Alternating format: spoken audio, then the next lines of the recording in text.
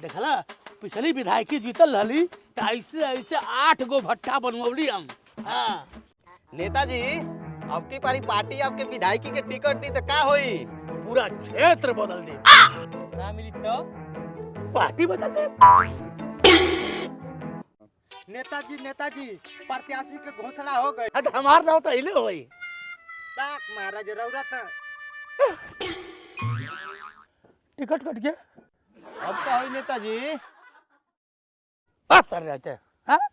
अरे हम तो नेता ही, हम तो पार्टी बदल दे। तुरहन के सारे दोनों मिले चमचा हवे, आपन सोच दोनों मिले का करबे। बड़े खतरनाक लोग हैं। ए नेताजी रुको जरा। चमचा है के आज आपके बाटे विधायकी तो आपके चाटत उनकर विधायकी रहे तो उनका चाटल जे हवा निकल गई। हमनी के है के चमचा आ चमचा के काम है चाटल। तुम्हारी माँ का